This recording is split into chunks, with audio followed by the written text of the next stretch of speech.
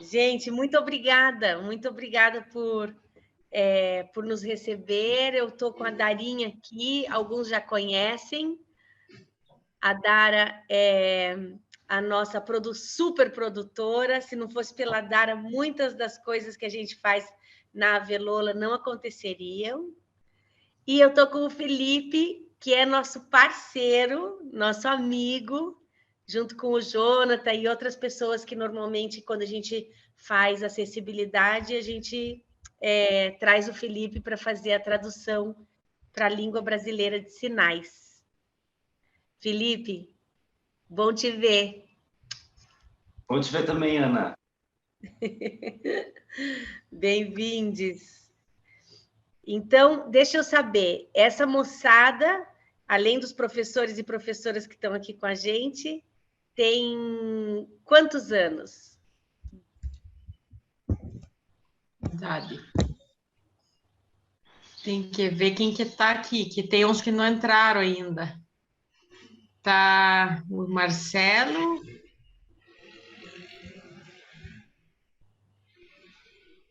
O Diogo. É Marcelo, na verdade, Diogo é o pai. Ah, ele está usando a identidade do pai.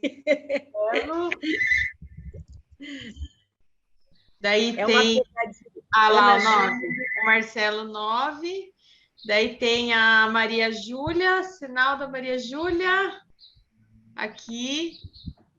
Sinal. Aqui. Aqui. Arrumaram lá, Marcelo. E o Marcelo, como que é o sinal do Marcelo? A Maria Júlia, idade?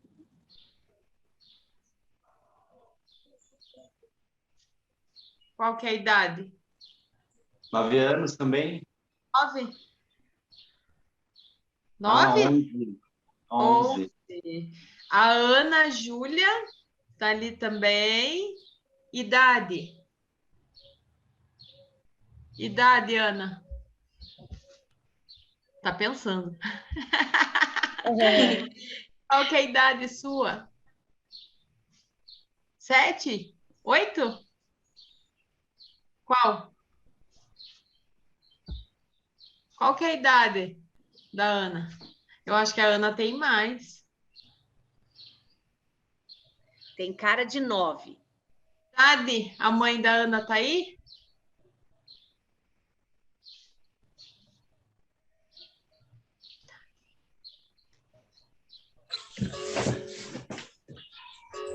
Ó. Silmara tá aí? Alô? Idade da Ana? Eles querem saber?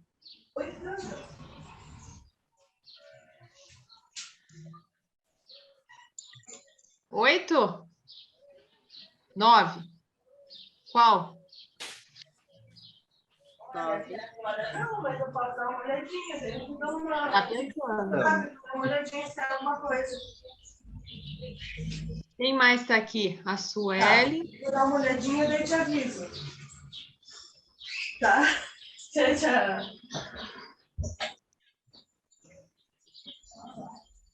O Marcelo tá parecendo grande aí. Deixa eu mudar de página, ver se tem alguém que eu não estou vendo. Acho que a mãe do João tá tentando entrar.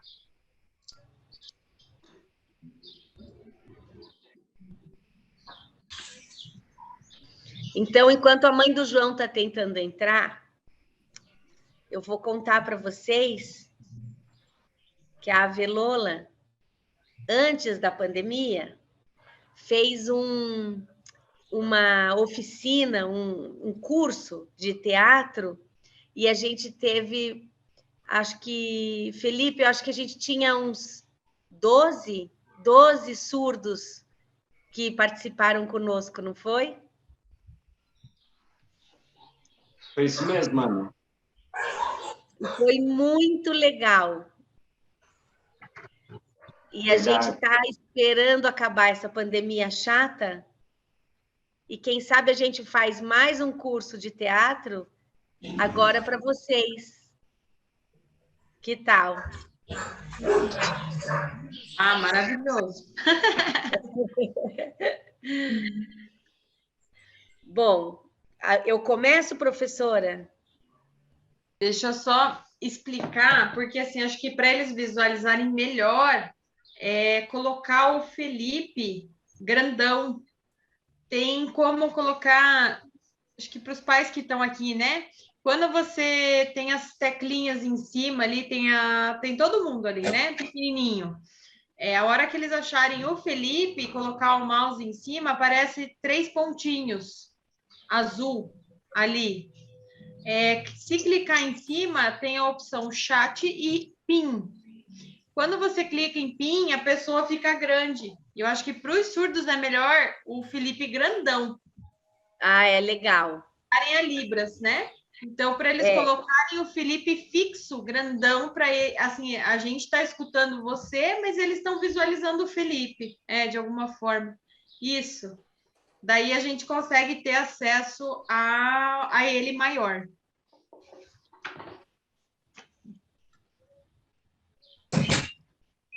Mariana, eu tenho que colocar aqui a Ana e o Felipe. Os dois aparecem grandes para você? Agora deu certo. Agora deu. Legal. Ficou melhor para vocês? Ficou melhor para todo mundo? Ficou perfeito. Tá perfeito. Então, posso começar? Será ou ainda tem gente entrando? Olha, tem gente que está tentando entrar, mas se vocês quiserem começar começar... um pouquinho.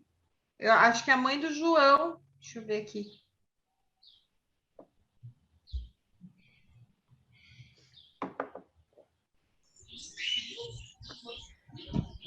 Então, enquanto as pessoas não conseguem terminar de entrar, eu vou contar para vocês que a gente tem uma surpresa muito boa para esse semestre. Nós, da Avelola, vamos fazer 2 espetáculos ao vivo, depois de quase 2 anos, sem poder exercer a nossa profissão como ela é, presencialmente. Nós conseguimos um espaço ao ar livre, num parque muito bonito aqui em Curitiba, chamado Eunice Weaver. É um parque aqui num bairro chamado Bacaxiri. E lá nós vamos armar uma tenda grande, onde a gente vai montar um palco e o público vai poder assistir ao ar livre, com máscara e com distanciamento social. Então, a gente vai abrir um teatro-tenda. A gente inventou a tenda Avelola para poder voltar a fazer teatro. E algumas apresentações vão contar com o Jonathan e o Felipe fazendo tradução para a língua brasileira de sinais. Então, se vocês quiserem vir, eu vou ficar muito feliz de recebê-las e recebê-los.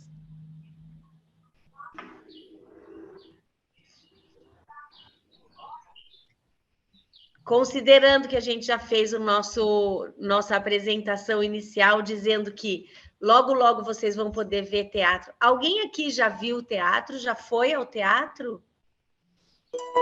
Responde se você já foi. Não foi, né? Fala não. Não, Marcelo. Ah, não é Marcelo. É Marcelo? É Marcelo, eu mudei. É Marcelo, ele trocou o nome, é Marcelo. Então, eu vou te esperar lá, tem que falar para a mamãe, me leva que eu quero ver. É uma peça muito divertida, chamada A Pequena Abelha e a Árvore Alta. 5, escola. Ou, é outro nome da mesma peça, Manaós, uma saga de luz e sombra. E conta a história de uma mulher muito poderosa que cuida de uma menininha que chega fugida lá dos Andes, das montanhas lá do Peru. Ela vem fugida das montanhas de um outro país até Manaus até Manaus, ela foge de um homem malvado e vem até Manaus e encontra uma senhora chamada Candela. Ela tem sinal, Felipe, a Candela? Ela tinha o amarrado aqui assim, né? E a Candela cuida dessa menina. E essa menina consegue, com muita coragem, salvar o coração de uma tribo indígena que morava no meio da floresta.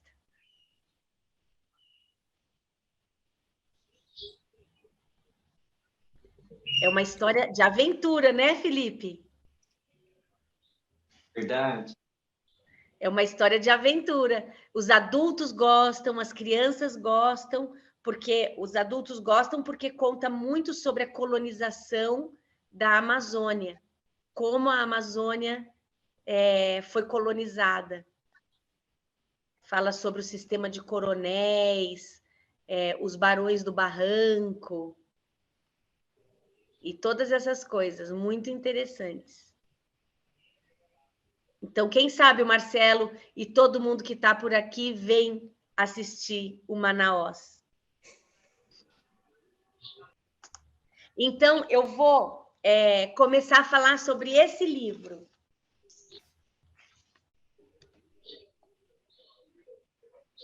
Esse livro é um livro que conta, que tem a dramaturgia, ou seja, o texto escrito de uma das peças da Avelola.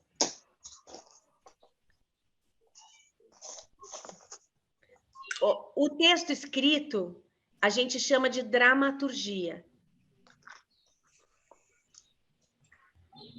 Aqueles diálogos que vocês assistem quando vêm televisão ou quando vocês veem um filme que tem duas pessoas conversando, a conversa entre duas pessoas, quando a gente escreve em português ou em qualquer outro idioma, a gente chama de texto dramatúrgico. E a palavra dramaturgia por causa do drama, do teatro.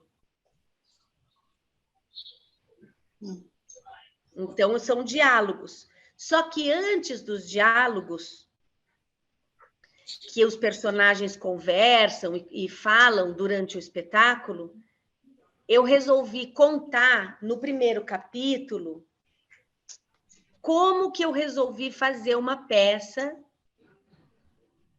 com esse assunto de uma mulher que se chama Pali Nuon.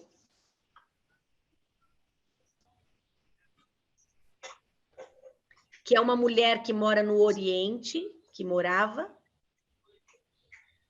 no Oriente, e sobreviveu a uma guerra muito terrível. Sobreviveu a uma guerra terrível, que matou muitas pessoas, num país lá chamado Camboja.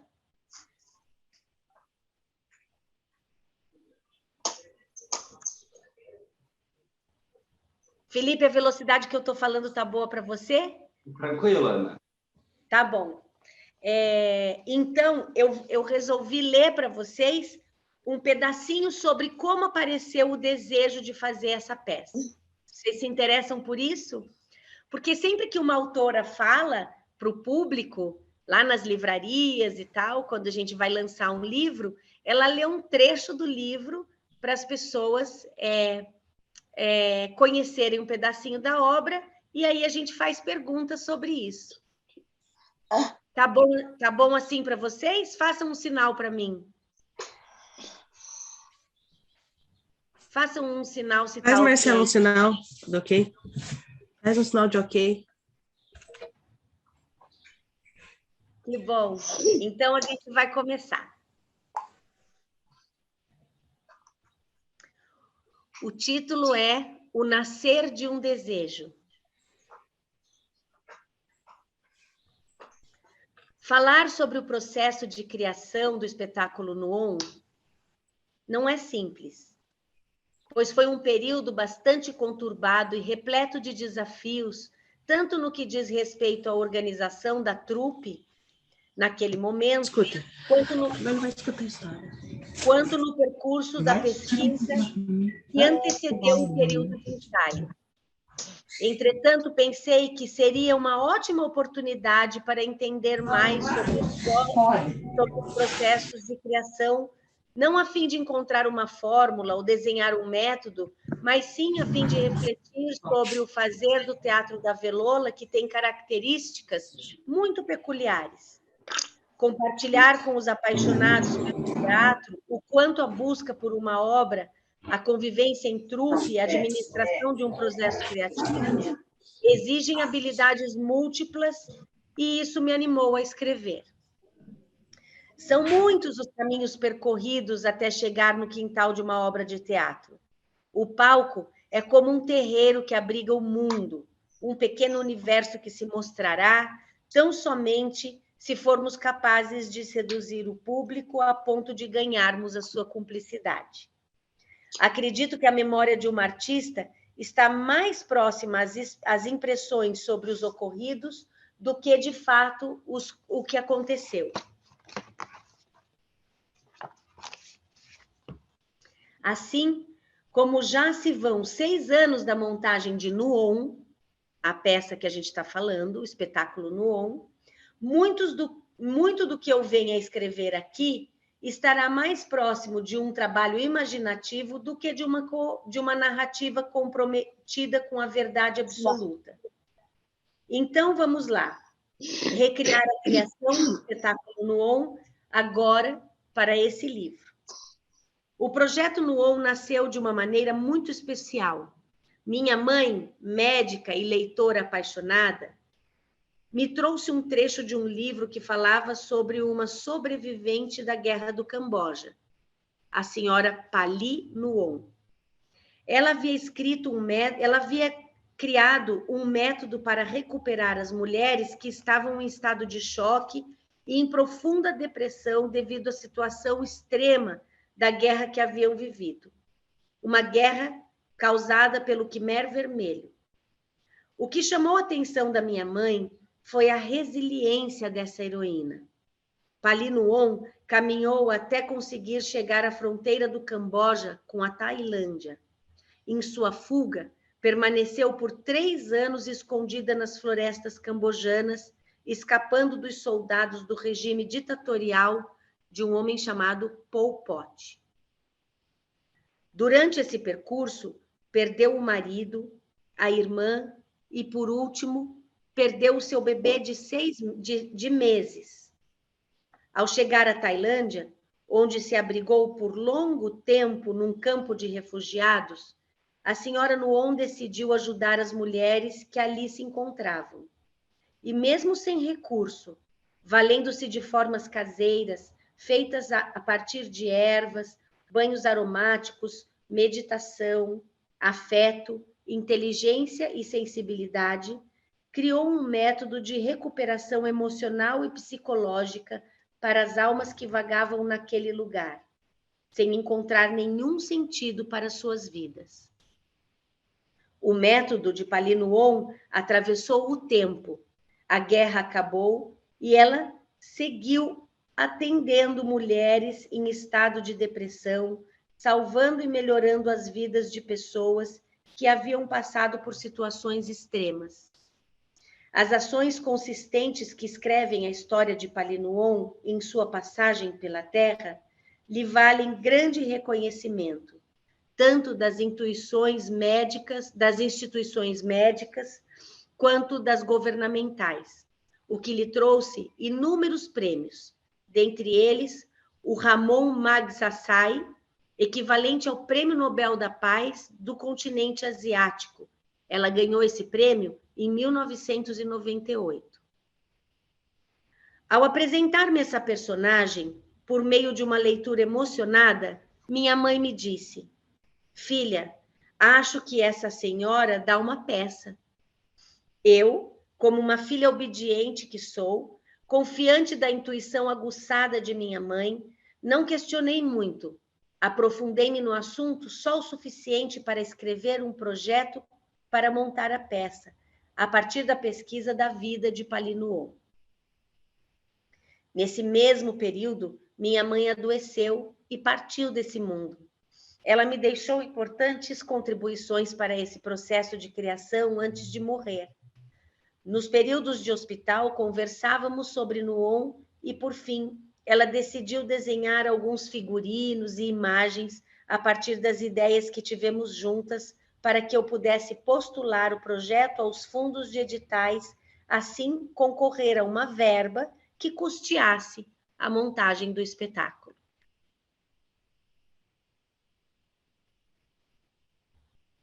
Tá dando para acompanhar? Tá indo bem?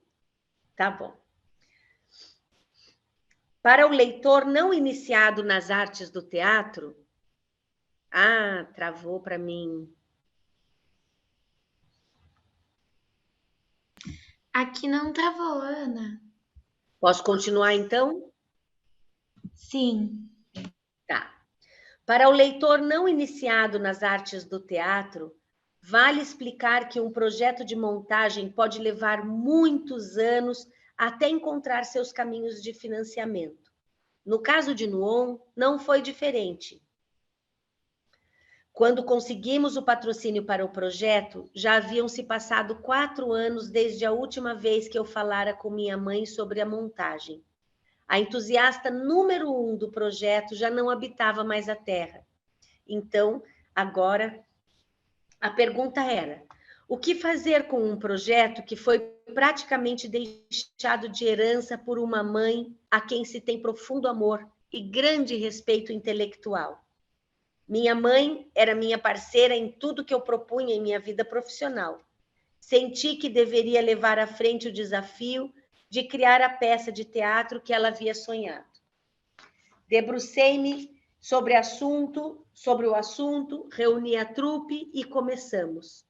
Quando a doutora Marli, minha mãe, e eu falávamos sobre o projeto, pensávamos em um ambiente íntimo, feminino, onde as mulheres usassem seus conhecimentos e sabedoria para ajudarem umas às outras. Pensamos em abordar a delicadeza e a resiliência com as quais Palinurô encontrou força para superar seus próprios traumas de guerra e estender a mão para outras mulheres no campo de refugiados. Queríamos falar sobre a simplicidade do seu método e de como o universo feminino é tão repleto de pequenos rituais capazes de ressignificar um momento, um dia, um instante e uma vida. Queríamos falar sobre a relação de Palinurô com o amor próprio, com a beleza e com os cuidados pessoais, sobre sua relação com os ensinamentos da medicina tradicional do Camboja, sobre a sua força. Então, vou parar de ler por aí. Gente, aconteceu alguma coisa aqui para mim que travou. Eu vou tentar fazer um...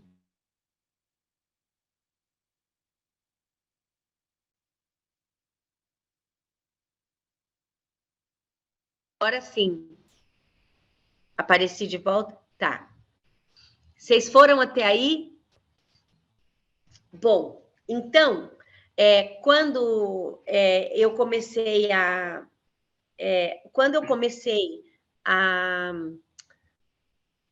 querer fazer esse espetáculo que conta uma história de guerra, mas não era uma história de guerra que eu queria contar. Eu queria contar a história de uma mulher forte que conseguiu ajudar muitas outras mulheres, porque era uma mulher boa e corajosa. Só que eu comecei a estudar sobre a vida dela e não tinha como falar da Nuon se eu não falasse de tudo aquilo que ela tinha passado e tudo aquilo que todos os cambojanos passaram na guerra em 1970. Porque a história do Nuon é uma história verdadeira. Não é uma história que eu inventei. Ela, claro, eu inventei do jeito que ela está contada, mas não é uma ficção. Aquilo tudo que conto na história aconteceu de verdade. E aí eu fui obrigada a dar um passo atrás e falar: eu preciso que o espectador conheça a história do Camboja para ele saber a dimensão da coragem que a dona Palino On teve para enfrentar toda uma floresta durante meses, atravessando a pé uma floresta, fugindo dos soldados do Khmer Vermelho e chegando na fronteira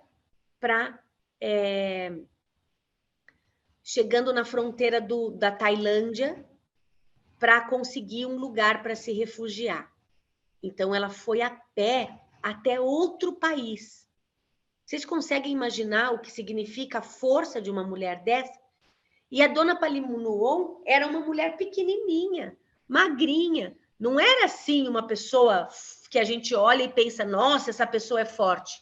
Não, ela era franzina, pequenininha, mas muito, muito corajosa.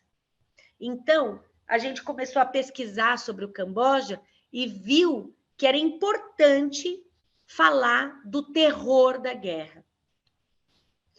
Nesse espetáculo, eu acabo mostrando todos os valores, todas as coisas importantes que as sociedades desenvolvidas têm e que se perdem quando existe um regime ditatorial, quando existe um regime bárbaro, quando existe uma política que não desenvolve e não preserva os valores da liberdade, os valores da livre expressão, os valores do respeito às diversidades, do respeito às diversidades considerando os negros, as diferenças de opinião, os homoafetivos, todo esse universo que faz da gente o melhor do mundo, porque a gente é diverso, porque nós somos pessoas diferentes, quando elas são desrespeitadas e existe um ditador, uma pessoa que quer colocar todo mundo na mesma forma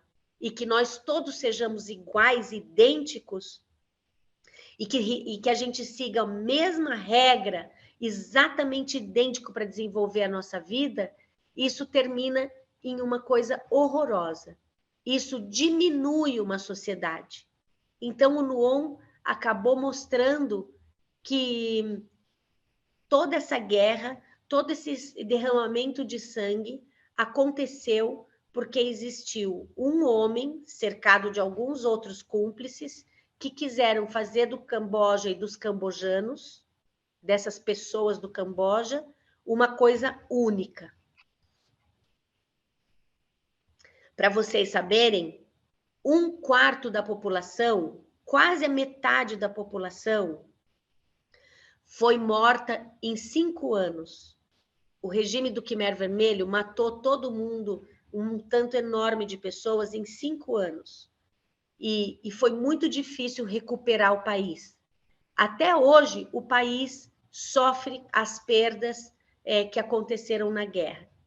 Porque quando um regime ditatorial se instaura, e foi isso que eu acabei percebendo na minha pesquisa, a primeira coisa que é atacada são as capacidades imaginativas e intelectuais. São as pessoas que trabalham para o conhecimento, para a arte, para a ciência e para a educação. E não foi diferente no Camboja. Quando o regime do Khmer Vermelho tomou o poder, a primeira coisa que eles fizeram foi pedir para que os professores, os artistas, os intelectuais e os cientistas se alistassem numa lista de nomes, para que depois, eles diziam, eles iam ser realocados em lugares diferentes. E o que aconteceu é que eles pegaram o nome de todas essas pessoas e executaram em menos de 1 mês. Eles mataram todos os artistas que eles puderam, todos os intelectuais que puseram seu nome na lista, todos os professores. Isso aconteceu de verdade. Então, quando eu comecei a procurar material para fazer o espetáculo, eu normalmente me inspiro em material artístico, em músicas que eram tocadas na época, em pinturas, em esculturas, em textos poéticos, literatura. E eu comecei a procurar coisas assim. E, de repente, eu me dei conta que eu não achava nada. Daí eu pensei, não, deve ser que eu estou procurando em português. Como eu falo inglês e francês, eu falei, vou começar a procurar em outros idiomas. E comecei a procurar em francês, em inglês, e não achava nada. Nenhum livro, nenhum filme da década de 70, nenhuma pintura, nada. Aí eu pensei, bom, então deve ser que é porque é um país oriental. Então eu chamei um amigo meu, o Lin, que é coreano, e que eu falei, ele vai conseguir procurar em mandarim, porque ele fala mandarim, ele é professor de mandarim. Aí o Lin veio e começou a procurar, e a gente se deu conta, num determinado momento, que a gente só achava materiais jornalísticos e de historiadores. Então, eu comecei a pesquisar no material jornalístico e no material de historiadores. E nessa pesquisa, eu descobri o que eu contei para vocês, que todos os intelectuais da época foram mortos, e todas as obras de arte daquela época tinham sido queimadas e destruídas pelo regime do Khmer Vermelho. A gente acha, no nosso espetáculo, a gente acabou criando um espetáculo, era tão terrível. Quer ver? Calma lá, vou explicar. Depois que eu descobri tudo isso, eu queria desistir de fazer essa peça. Porque eu pensei, é muito triste, é muito desanimador pensar que aconteceu isso num país. Eu não quero falar sobre isso. As pessoas vão ficar sem esperança na humanidade. E daí todos os meus colegas, os atores, as atrizes, e principalmente uma delas, a Janine, que na época trabalhava comigo, falou assim, não, Ana, vamos fazer. É importante que a gente fale sobre essas coisas para que a gente não incorra nesses erros. A gente acha que a liberdade é uma coisa que a gente tem e vai durar para sempre. A gente acha que o respeito às diferenças é uma coisa que a gente tem e vai durar para sempre. A gente acha que a liberdade de expressão, a possibilidade dos jornalistas de falarem sobre o que está acontecendo no mundo, divulgarem a realidade, falar sobre o governo, criticar sobre as coisas, é uma coisa que a gente tem e vai durar para sempre. Mas não é assim. E está provado que no Camboja aconteceu exatamente o contrário. O Camboja era um país rico, cheio de coisas lindas. Eles eram considerados, eles chamavam de o Sol do Oriente, porque o Camboja era um país pequenininho, mas que resplandecia conhecimento, tinha um monte de grupos de rock, de grupos de teatro, desenvolvimento das artes deles contemporânea, com influência das artes francesas. Pessoas iam estudar na França, porque o Camboja tinha sido colônia da França, então eles iam estudar na França e voltavam querendo misturar as artes tradicionais com as artes contemporâneas da época, e tudo acabou com um único regime. Em 5 anos, o Camboja se transformou um dos países mais miseráveis do Oriente. O regime do Pol Pot, vou falar para vocês, durou só 5 anos. E o estrago foi imenso. Eles destruíram com todos os bancos, eles fecharam o Congresso, eles mandaram o príncipe embora, eles prenderam e executaram os deputados. Foi um horror.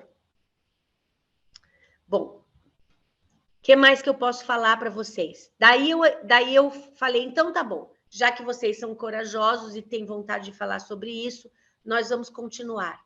Mas eu não quero colocar os cambojanos que passaram pela guerra todos como eles estavam durante o período.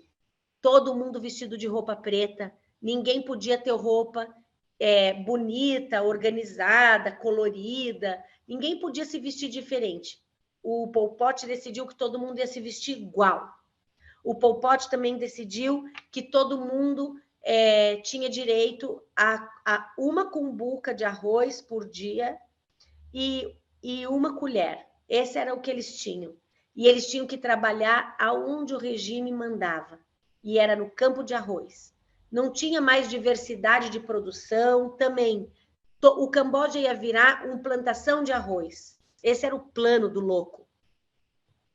E mesmo onde não tinha como fazer nascer arroz, porque era um lugar muito seco, e o arroz no Oriente é plantado naqueles alagados, aquele arroz oriental é plantado em alagados, pois eles botavam a população para cavar metros e metros e metros até achar água para poder fazer alagar, para poder plantar arroz. Antes disso, o Camboja era um dos maiores exportadores de pimenta rosa do mundo. Eles destruíram a pimenta rosa porque disseram que isso era de interesse dos ocidentais.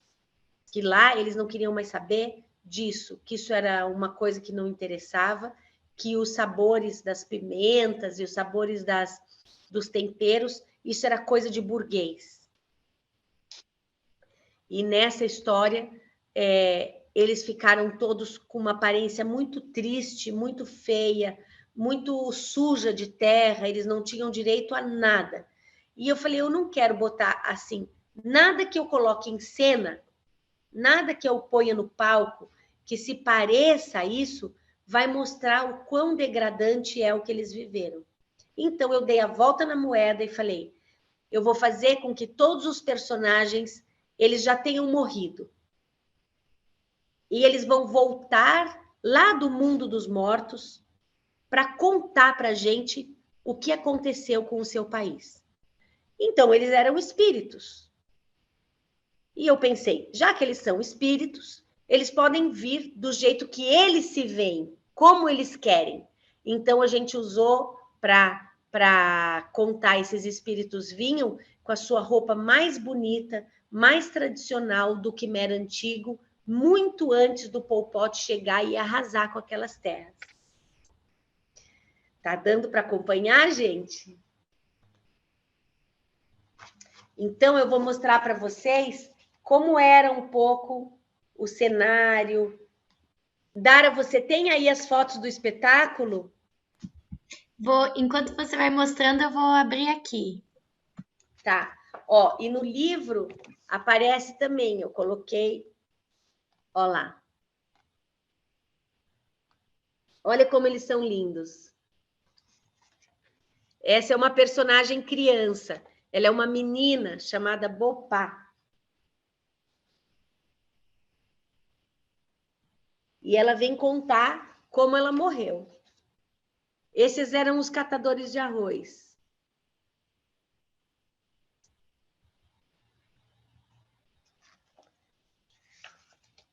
Essa é a senhora Nuon, Pali Nuon, quando era jovem. Ela conta quando ela se apaixonou, como foi antes do regime do Khmer Vermelho, como a vida era bonita. Olha lá, ó.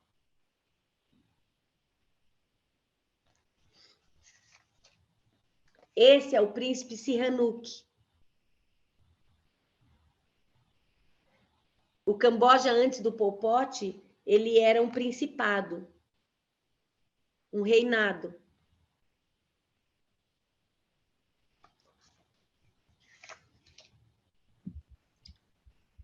Olha lá, a Darinha vai mostrar aqui que fica melhor para ver. Dara, pode ser das fotos que não estão também no livro, sabe? Sim. A minha tela tá aparecendo para vocês? Tá ótimo. Olha lá, Nuon Fotografias Kim. Ah, pode ser essa também.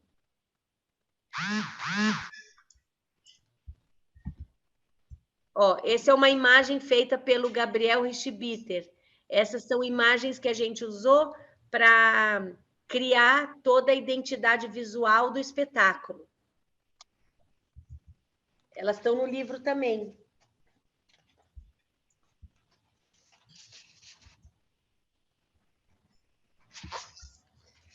Ó, esse é o Sampá e a dona Pali Nuon quando eram novinhos. Esse é o professor. É um professor. Esse é o Kim, outro personagem. Ó como eles são lindos. O Kim é um personagem que foi morto com uma machadada na cabeça, dada por uma criança. No regime Khmer Vermelho, peraí, Dara, segura um pouquinho. Eles treinavam as crianças para aprenderem a rachar a cabeça das pessoas, rachando coco. E eles obrigavam as crianças a matar as pessoas que os adultos mandavam. E essa é uma história verdadeira. O Kim foi morto com uma machadada na cabeça. Esse é o professor, é o mestre. Esses são 2 soldados do Khmer Vermelho. Eles na peça... Peraí, Dara. Esses 2 soldados, eles não estão convencidos que eles tinham que estar fazendo o que o Pol Pot manda. Eles não gostam do Pol Pot, mas eles têm muito medo de dizer.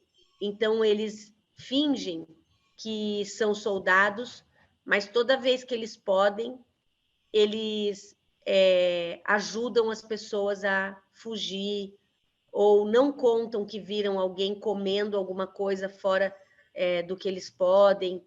Tem uma cena que um deles encontra a dona Palinuon com um livro na mão. Ela escondeu um livro. E ele vê. E em vez dele denunciar a dona Palinuon, ele aproveita para dizer para ela: já que a senhora sabe ler, a senhora pode me ajudar a ler uma carta que a minha mulher me mandou?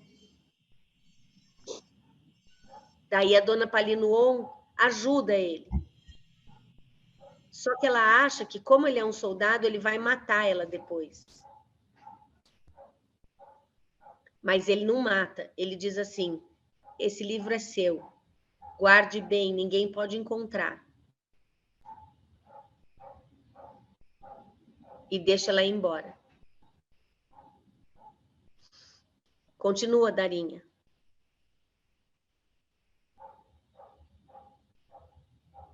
Tem mais alguma?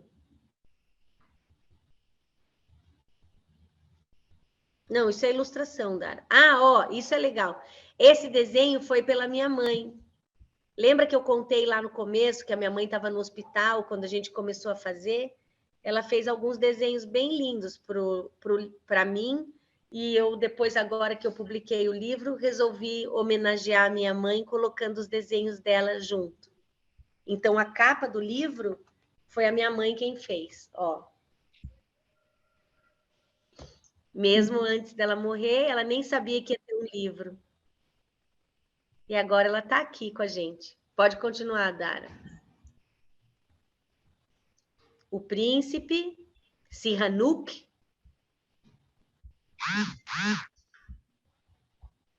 E essa é a trupe. Essas são as pessoas que trabalharam na montagem do espetáculo.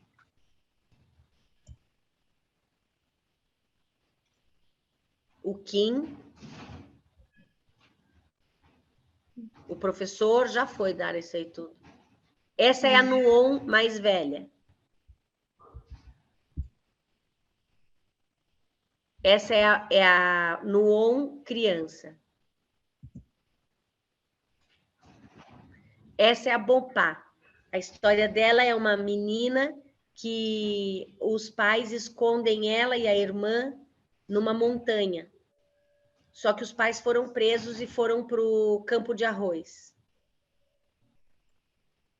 Foram levados para o campo de arroz. Mas elas duas conseguem ficar escondidas na montanha. E quem cuida delas é aquele professor. E aí o professor avisa, num determinado momento, quando os soldados começam a chegar muito perto da montanha onde elas estão, o professor faz um mapa e diz que elas têm que fugir e ir para o campo de refugiados, lá onde a dona Palinuon está. E elas não conseguem, elas vão fugindo, e quando elas estão bem próximos já da fronteira, a mais nova, que é aquela menininha lá, a Bopá, pisa numa mina, numa bomba. E explode. Essas são as duas irmãs. Tem de tudo que é idade. É uma história muito triste.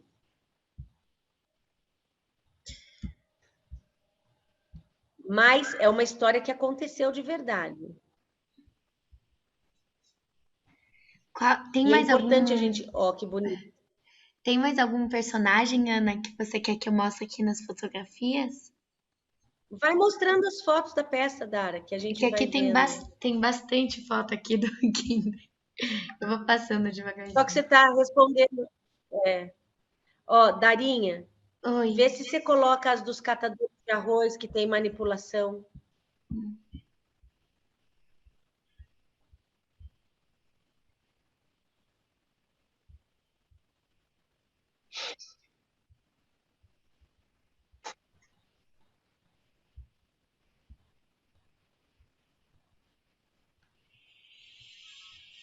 Aqui.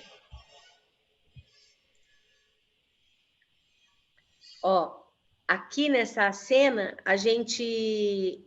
É como se fosse esses atores e atrizes que estão em pé, é como se fosse a alma dos catadores de arroz.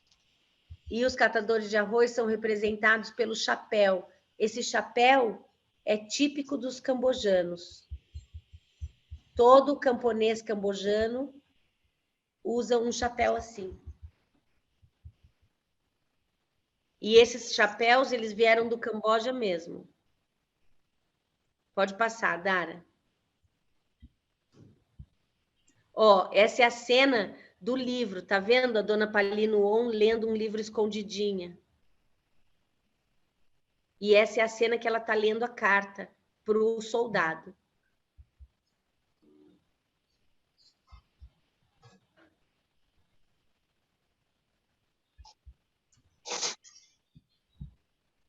Deixa eu achar mais Que uma mais? cena.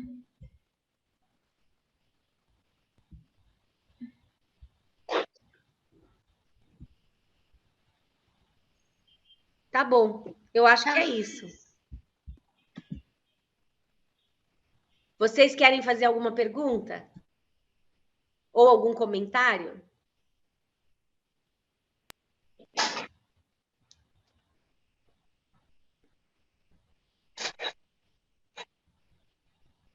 A Suelen está falando que gostou muito da apresentação, achou muito bonitas as fotos todas do teatro.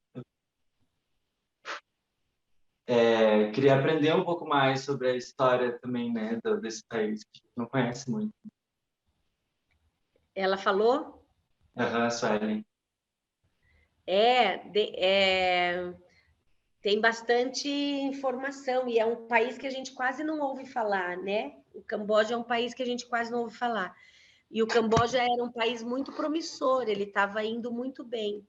E hoje ele vive uma situação de desigualdade social enorme.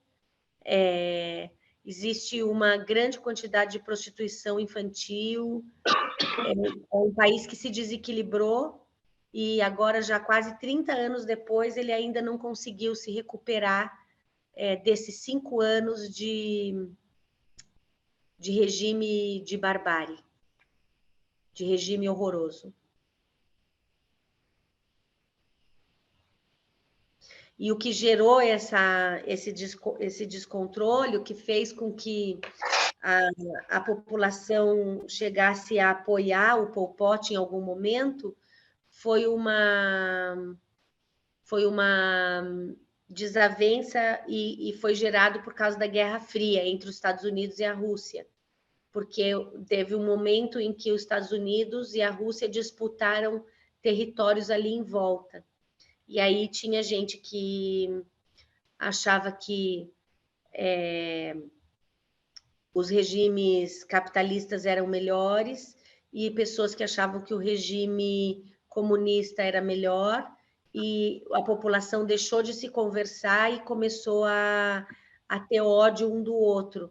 Nesse lugar, nesse flanco de ódio, foi onde entrou a ditadura do Pol Pot, porque todo mundo, em algum momento, ele se aproveitou desse momento turbulento social, fez uma guerra civil, e essa guerra civil resultou na ascensão do Pol Pot. Eu vejo você falando dessa questão de dominados e dominantes, enfim, pensando, né, em tudo isso, a gente que é um público, né, que nem nós que somos de uma escola de surdos, né, a gente, assim, na teoria, a gente é um grupo minoritário, né, então, é por isso da importância de se ter esses momentos de esclarecimento, de leitura, de acesso, né, para que esses grupos minoritários eles possam se apropriar dessas teorias, né, de tudo isso, para que eles possam se posicionar e não deixar ser dominados pelos grupos que são maioria, né? Eu achei muito... E esses grupos mal intencionados, normalmente, eles se apropriam de um discurso populista, como se eles fossem proteger as pessoas mais desfavorecidas. Eles nunca falam diretamente o que eles vão fazer, né? Então, você tem que ler na entrelinha do discurso deles. Se tem um discurso de ódio na entrelinha, e às vezes não é nem na entrelinha, né? Eles dizem que vão proteger os desvalidos, mas eles falam que essa proteção vai vir na base do ódio. Uhum. Quando é na base do ódio, desconfie. A proteção aos desvalidos, às pessoas menos favorecidas, ela tem que vir na base do amor, da compreensão das diferenças, e não na base do ódio. Né? A dona Palinuon, a personagem principal, é alguém que cuidou das pessoas desfavorecidas, mas ela nunca fez um discurso de ódio. Ela sempre fez um discurso do amor, né? E não tem caminho fácil, né, para as conquistas as principais conquistas da humanidade, elas foram feitas com muito sacrifício, e a gente tem que cuidar dessas principais conquistas, que é todo o nosso conhecimento científico, todo o nosso conhecimento educacional, as tecnologias, a capacidade de reflexão, os conquistas dos direitos humanos, conquistas que são feitas às duras penas, né? A gente colocar mais negros na universidade não foi uma conquista simples, foi uma conquista que custou muitas vidas de negros até a gente conseguir isso. A gente conseguir o casamento homoafetivo foi uma conquista que custou vidas de muitos homossexuais. A conquista da adoção de crianças por casais homoafetivos foi uma conquista dolorida. A conquista da mulher, o direito do voto da mulher, o direito da mulher ingressar no trabalho, isso tudo não nasceu do nada. Isso foi duro. Até hoje a gente luta por direitos. Uma mulher ganha menos que um homem nas grandes empresas. Até os dias de hoje. E eu fico muito feliz de estar falando sobre isso com vocês, porque esse livro ele foi feito agora, mas a peça que fala sobre isso, ela foi feita quando, Dara? 2016. Sim. Então, olha, como a arte é uma coisa mágica, a arte antecipa os problemas. O que está acontecendo no Afeganistão é exatamente a mesma coisa que aconteceu no Camboja. Ana, se você quiser, no finalzinho eu encontrei os vídeos do Manaus, que vai estar em cartaz agora em setembro, para mostrar. O Marcelo falou alguma coisa.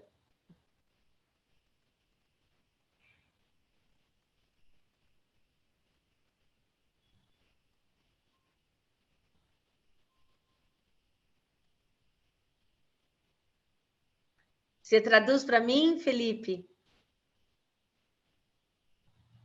Cadê, Marcelo?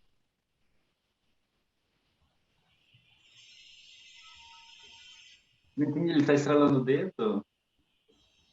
Ah, ele tá falando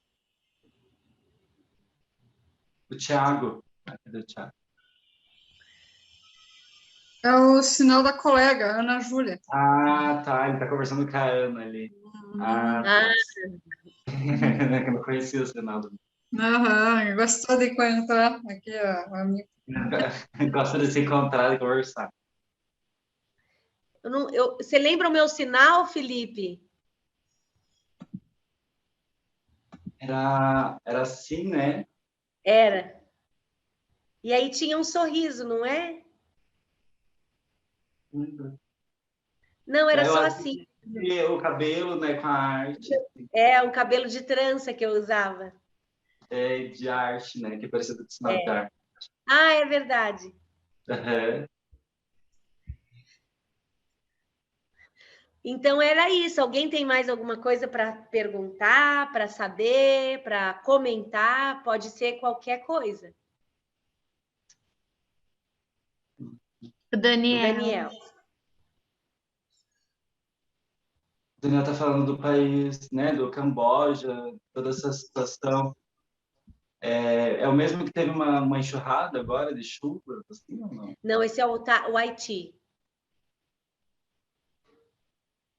Acho que foi o Haiti, né? Que teve um terremoto.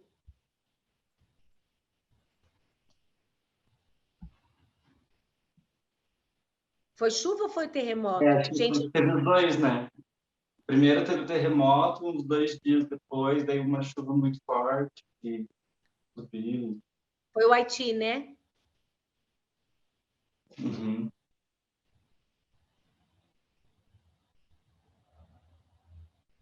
Esse mais aqui. Então eu acho que é isso, gente. Queria agradecer muito vocês. A gente, para fechar, podia ver um pedacinho do outro espetáculo do Manaus, que vocês vão poder ir lá na Eunice Weaver assistir com tradução. Tem tradução, né, Dara? Sim. Vocês podiam combinar de ir lá. Quer ver? Ó, vamos passar o trechinho. Pode passar um trechinho, professora?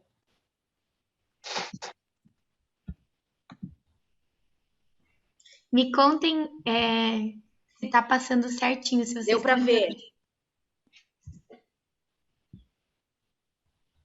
Fechem os mics para aparecer os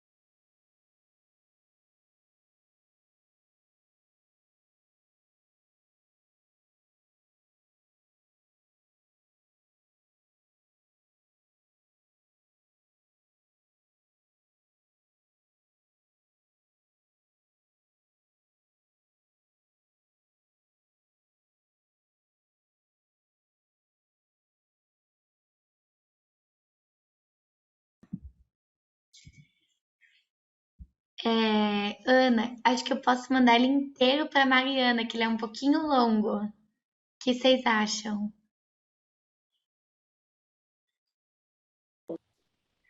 Acho bom. Deixa eu falar uma coisa. Isso. A gente vai mandar, Mariana, para vocês, porque tem a sinopse, assim, tem toda a contação do trabalho. E aí vocês podem usar isso para dar aula até, se quiserem, né? Pode mandar, com certeza a gente é um material riquíssimo, né? Gente, o Jonas sinalizando é uma coisa de doido, Ele né? ele é um poeta, ele é um poeta. É demais. Então, eu acho que é um bom exemplo também, né, para as crianças, para os adultos que estão aprendendo a sinalizar, ver como é importante que a pessoa se entregue na hora de sinalizar, né? Até eu que não entendo a língua de sinais, se eu vejo o Jonathan, eu adivinho o que ele está querendo contar, né? Tem a situação ali, é demais. Então, eu vou passar para vocês o link. Vocês podem usar esse material, todas as professoras e professores que quiserem usar o material, mas com o compromisso de que vocês venham trazer os alunos para assistir a gente ao vivo. Primeiro trabalhem com eles as histórias e depois eles vêm ver a gente fazer. O Tiago quer falar uma coisa também. Fala, Tiago.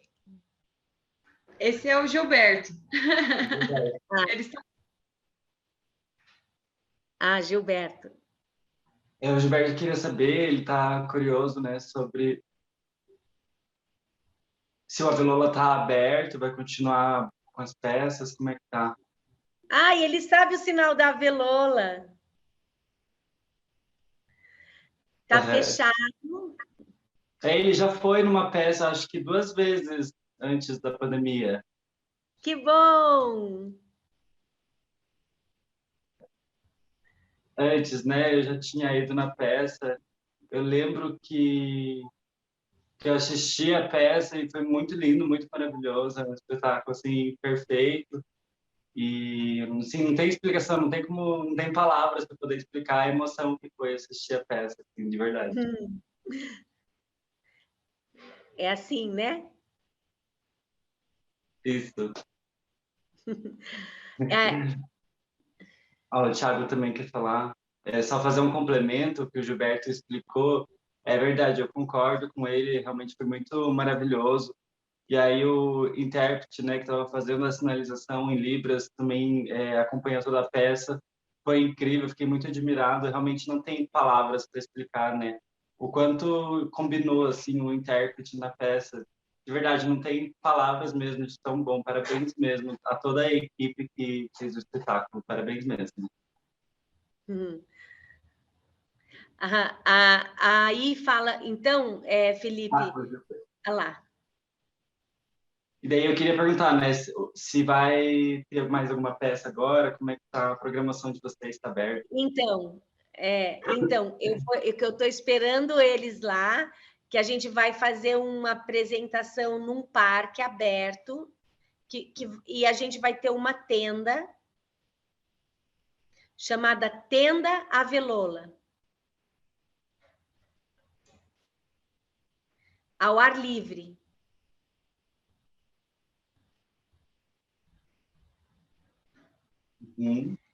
E aí vai ser um jeito seguro de receber o público. E nós vamos... falando, né, o Avelola é bem pequenininho, né, um pouco apertado. Lá não pode, por causa da pandemia. Não dá. Por causa da pandemia, a gente não pode abrir lá, mas a gente achou um jeito de fazer teatro. E vai ser nesse parque, e daí a gente vai fazer 2 peças.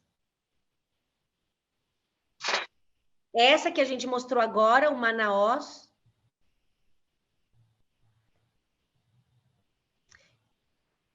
E uma outra que vai estrear, que também vai ter tradução para Libras,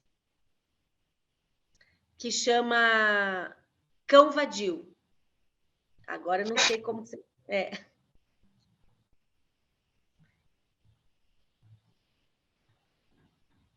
É um cabaré e é mais para adultos. Essa vai ser em outubro e novembro.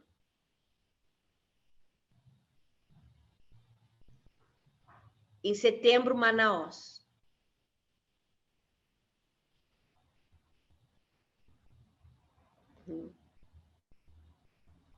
Quero assistir, sim, com certeza. Então, eu vou ficar muito feliz se vocês vierem.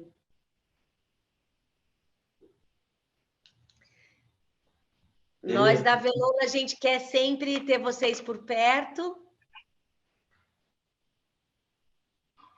Muito em breve a gente vai ter um espetáculo para crianças que a gente estreia no ano que vem. E aí a gente vai traduzir para Libras também. Então fiquem de olho na programação da Avelola. Então a gente agradece muito por vocês estarem lembrando da gente, por trazerem para a gente essas apresentações, essas, né, todo acesso a todas essas obras maravilhosas, né, que estão aí. E a gente pede assim que sempre divulguem assim quando tiver os espetáculos, porque a gente sempre está movimentando os pais. Quando tem, eu sempre estou divulgando.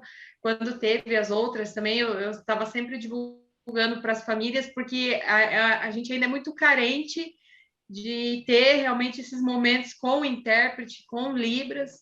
Então, quando tem, a gente vai, lança mesmo, porque ele sempre tem interesse em estar levando as crianças. Então, a gente agradece muito, agradecer o Felipe, que está aí, veio gentilmente também, fazendo o trabalho dele, maravilhoso. Agradecer o Jonatas, né, que sempre também está lembrando da gente aqui, que eu falo que eu sou fã dele, né? Eu não conheci o Felipe também, agora estou conhecendo, eu vi alguns vídeos que ele fez lá junto com o Jonathan, são incríveis, né? A gente fica encantado. Obrigado mesmo. Obrigado, Mari. Beijo. Obrigada. Obrigada, Felipe. Muito obrigada, Valeu. Felipe. Muito obrigada mesmo. Adorei trabalhar com você hoje. Obrigado, Ana. Valeu. Muito bom. Nossa, eu assisti lá 10 anos atrás essa peça. Agora vamos ver de novo, né, Felipe? Assistir de novo, com certeza. Valeu.